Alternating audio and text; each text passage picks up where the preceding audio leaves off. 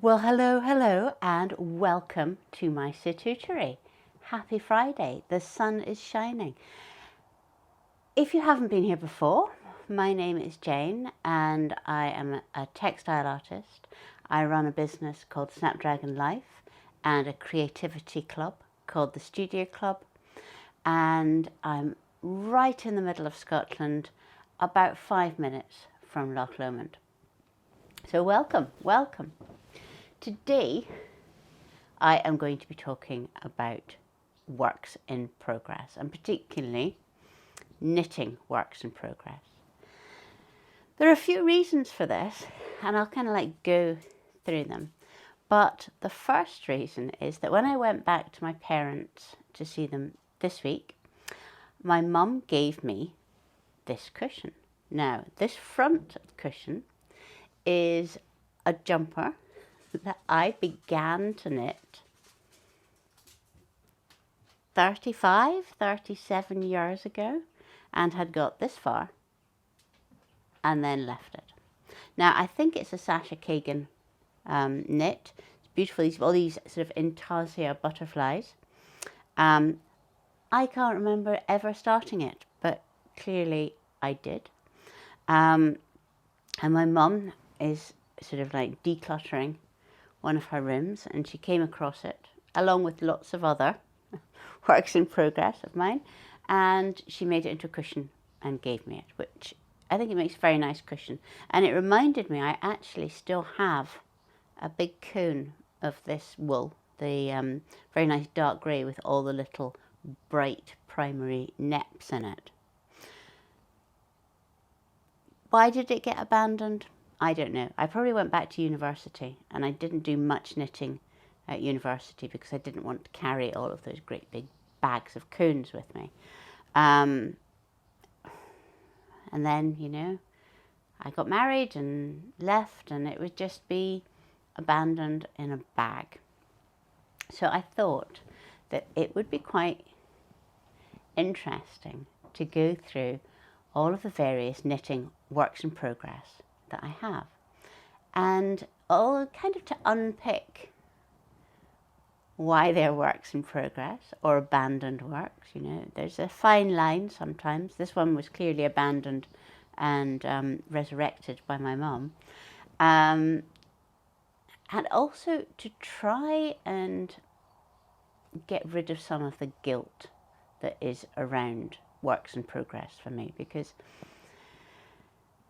sometimes when I think about them, particularly things that have been put away into that kind of out of mind state, when I recall them, I feel often a little bit guilty, and guilt helps in no situation at all in the world at all. So that kind of just feeling bad about the knitting things, wanting them to go away, putting them deeper into the cupboard, and feeling that it's a waste of resources, it's a waste of materials, it's a waste of time, all of these kinds of things. But when I got out the works in progress that I'm going to show you, I realised that that isn't quite the whole story, and I began to think about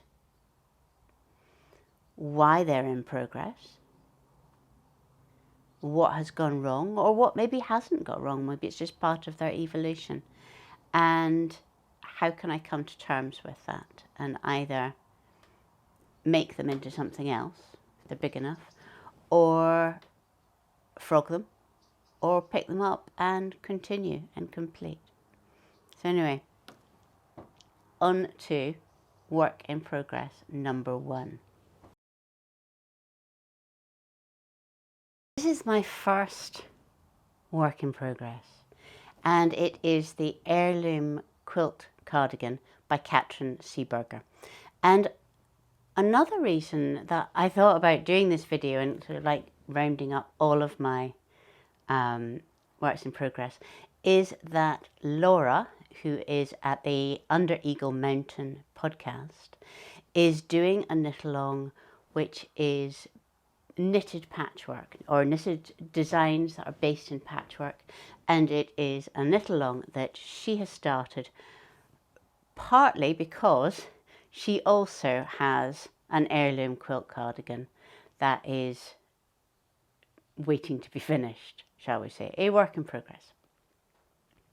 So this cardigan, which you will probably have seen because it's very, very popular, is made up of all of these kind of knitted squares, and when joined together they form a patchwork. And I decided that it would be really nice to make it, so here's my knitted squares, out of some naturally dyed, it's like a linen mix. It's very, very nice wool, and all of the colours are beautiful. So there's some indigo dyed things that I did with woolen flower, jewels at woolen flower, and then lots of other things from my garden. I got up to the point that I need to do 3 more squares, and then it went into a box. Now, the fact that I've discovered it in a box is not a good sign. It's not in a project bag, so it suggests that when the house needed to be tidied for people coming, space was cleared by me by just chucking an ongoing knitting project into a box. It's gone into a cupboard. If a door is shut on something, I forget it. It's like magic. I forget it's even there.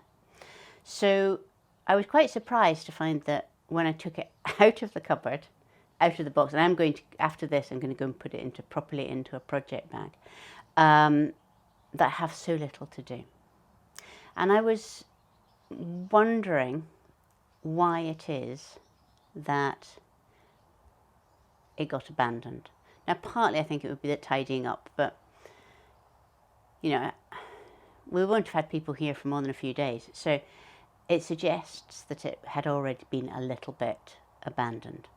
And then when I took it out and I started to work on it, I realised that the problem is the seaming I can't do at night. I don't like doing knitting seaming at night, and actually I don't really like the seams. They're very bulky because you are sewing.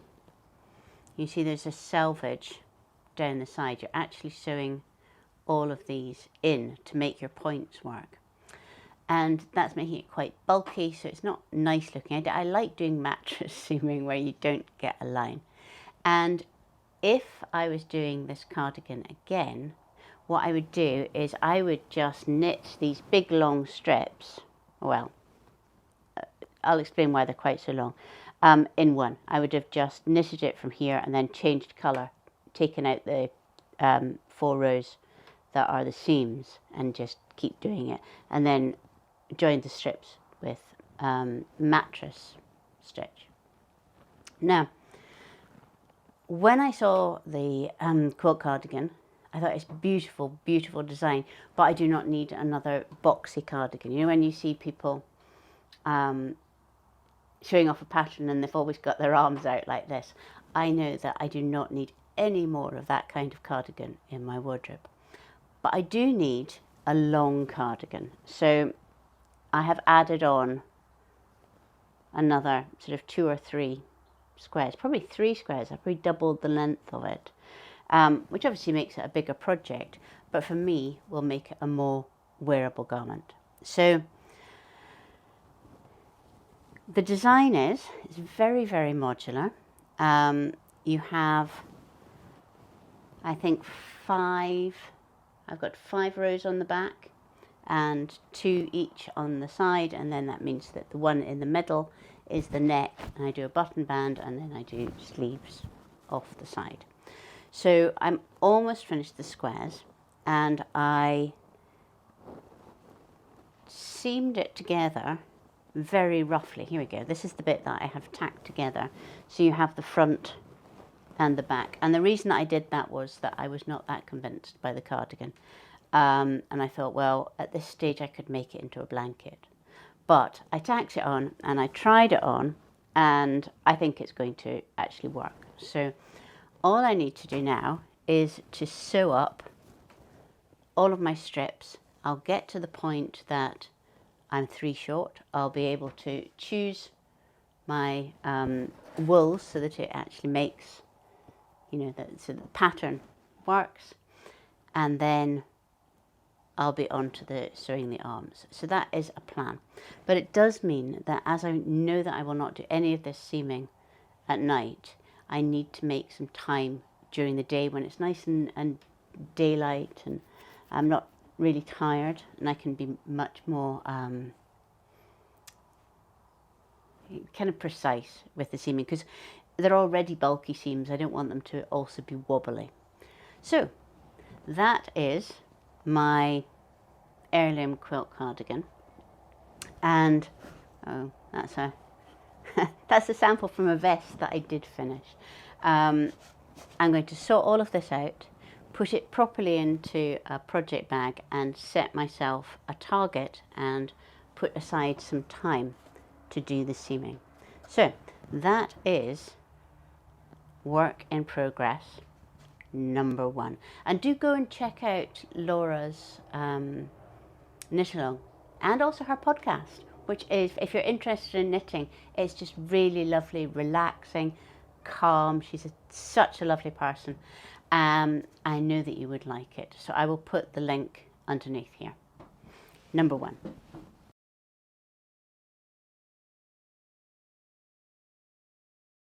Right, work in progress number 2.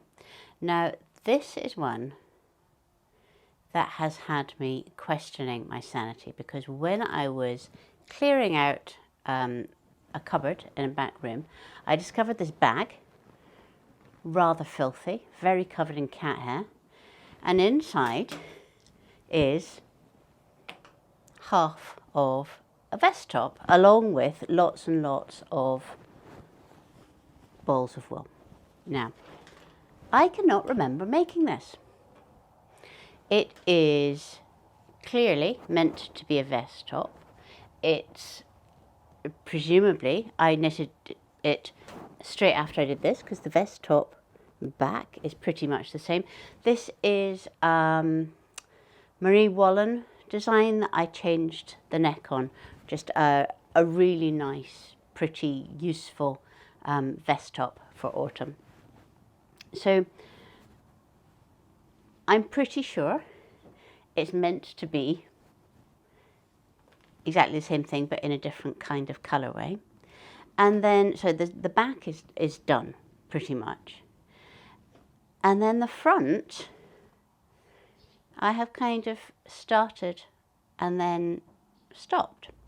Now, this is, the flower is Damask Flower from Kay Fassett's book, Glorious Knitting. Now, Glorious Knitting it's the book that I learned to knit from.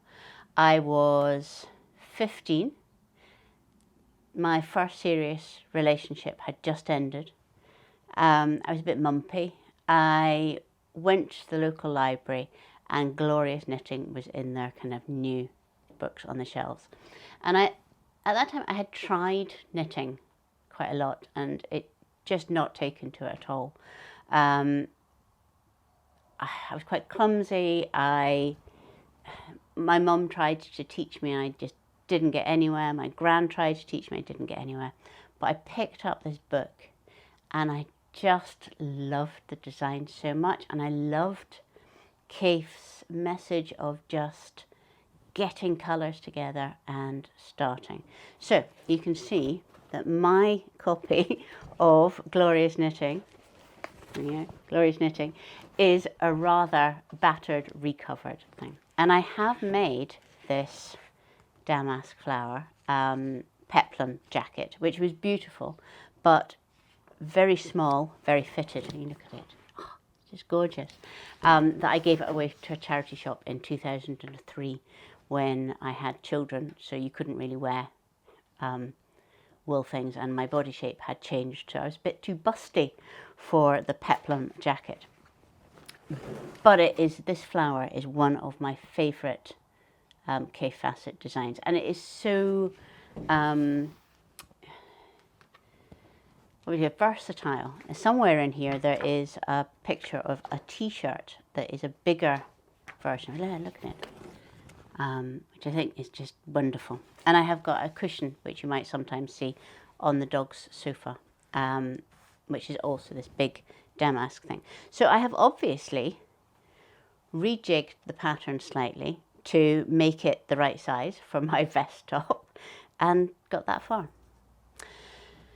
And I was wondering why I had abandoned it at this stage. And I think, putting a really positive spin on it, it's that I started to feel better, because this kind of knitting is the kind of knitting that I do if I am resting in bed. It's complicated, you need good light for it, it's not that kind of knitting while reading or knitting while thinking kind of thing. You've got to concentrate on it. So it's the kind of knitting that I do if I don't want to actually have a nap at night, because that might affect my sleep overnight, but I want to have a rest. So I'm putting the positive spin on it that this was started at a time that I wasn't feeling very well. So that's probably end of last year into January. And then I have been feeling so much better since February, since when I went to Italy, that I haven't really been having those rests with knitting. So what I'm going to do with this is I'm going to take all of the wool, which is now quite tangled. Look, that's the state that my project bags get into. I'm going to sort it all out. I'm going to properly put it in a project bag. I'm going to print out that design page there and put it all away for winter knitting. Maybe I will put aside some kind of like stove side time to finish it off. And the other thing is, it's a winter kind of garment. It's the kind of thing that I wear a lot in the winter.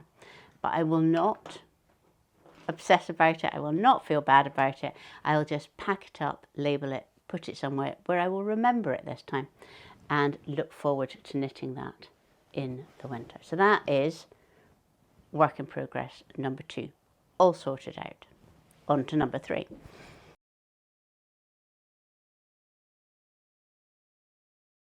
Work in progress number 3 is the garden blanket. And you will have seen this before if you've watched my things. And this is a striped blanket that I am knitting with a different natural dye in each of the sort of 3 stripes. So you get 3 stripes of each colour. And each of them is a different natural dye from the garden. And technically, this is a work in progress. And technically, it's been a work in progress for 3 years now. And I have 1 more stripe to do. Let me show you. So it's going to be double-sided. And let me kind of try and, that's holding that bit in place. So it is 4 strips wide on each side. So there's these 8 strips, and then each of the strips is kind of like this long. So it's going to be a massive snuggly blanket for Ewan in front of the stove in the winter, because he likes to have a blanket. And that's why it's double-sided, because when I gave him it and it was single-sided, it kept being upside down, and that upset me. So it's going to be double-sided. It's lovely and chunky. I'm going to quilt along the bits. But I still have 1 strip to do here. Can you hear a helicopter? And the thing is that I have actually run out of wool. So I need to dye some more of this wool in the next 4 weeks, I think, before I go on holiday. And then that will be a fairly quick job to finish up that last strip, sew right the way round, and then it will be finished, which would be very exciting, because although this is clearly a work in progress, because it is such a big project with the dyeing of the wool, it doesn't make me feel guilty at all. It just makes me feel quite excited that we are on to the very last bit. I made up the pattern for this, if you can call it a pattern. There are 80 stitches in each stripe, and I knit 8 rows, alternating colours till I finish that. So it's 3 rows with my mini skeins, because it's all done with merino mini skeins. And then I change colour. I am not that bothered about where all the colours are going next to each other, but I try and make it so that it is nice and stripy on each strip. And then each strip, I just knitted it until I had it long enough for me to be able to have it as a blanket, and then I have sewn all of those stripes together. There are a lot of mistakes in it. Here I obviously picked up a wool that was not superwash. So when it has been in the washing machine, because for a while the dogs were sitting on it when it was on the sofa, this has slightly felted. There we go. It is a very personal project. I'm not selling it. It doesn't matter if there are mistakes in it. It adds to it because I am fallible. So there we go. I'm going to fold that up, and then the final work in progress, which I've been feeling guilty about because it's really, I'm just starting it, and I'm starting it while there are all these other things. But I'll show you what it is, and I will explain to you why I absolutely needed to cast on something else.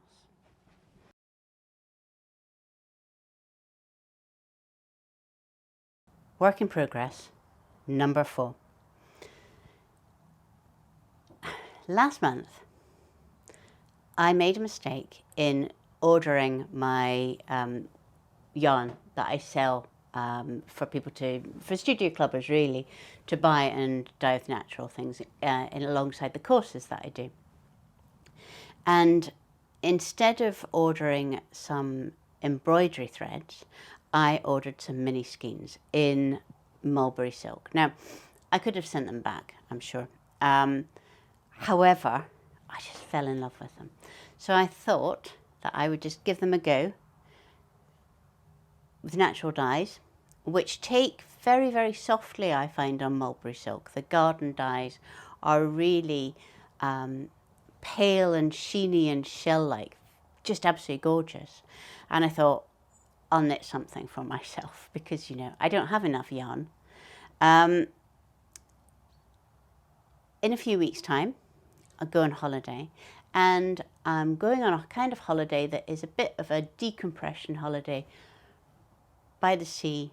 It's going to be lots and lots of swimming and sitting and reading and eating and time for knitting. And it tends to be really like knitting in that kind of gloaming time when you just feel the evening come and it's nice and warm and you've got a glass of wine and things. So that is what I'm looking for. I'm looking for some kind of knitting to take on holiday, hand luggage only, so it's going to be really light and squashable, and that it will just be nice to do. So I was looking for, because it's all silk, I thought, oh, silk waistcoat, that's nice and traditional, that will work. But I didn't want to make another vest top, so I was looking for something that was a bit more like a vintage silk waistcoat. And I came across this pattern, which is called the Odis Vest, and it's by That Knitting Lady. And it's quite unlike anything else that I had seen. It's, you know, clearly it's based on a Victorian corset, though it's stretchy. You know, it's not corsety, really, but the shape is there in this kind of very, very different from all of my vest tops anyway. So I've decided, actually largely because there is this picture on the Ravelry page of somebody else's project. I just thought she looked so fantastic in it, that it would also fit me and suit me. So I have started a cast off just to check that it is going to work as a thing. And this is the back. The back is just going to be, I think, 45 centimetres of single rib, which some people find boring, but it is perfect thing for me to be knitting in the semi-dark in Croatia. So I have cast that on, and so far I'm just loving knitting the silk.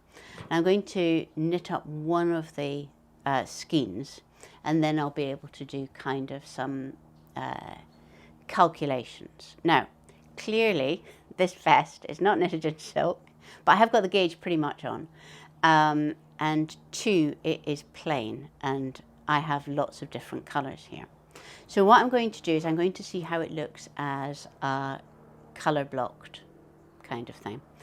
If it looks terrible, and it just looks like all ridiculously patchy, what I'm going to do is I'm going to put it into an indigo bath when I get home, so it will become much more subtle.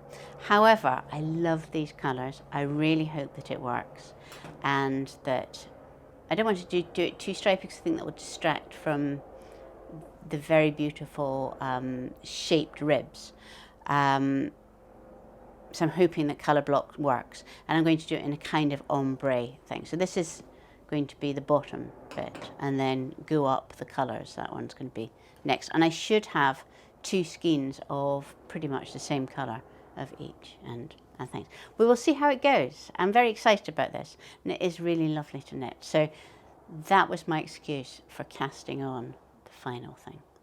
So that's my knitting works in progress, and it is probably ignoring a whole load of things which only got this much done before they were abandoned.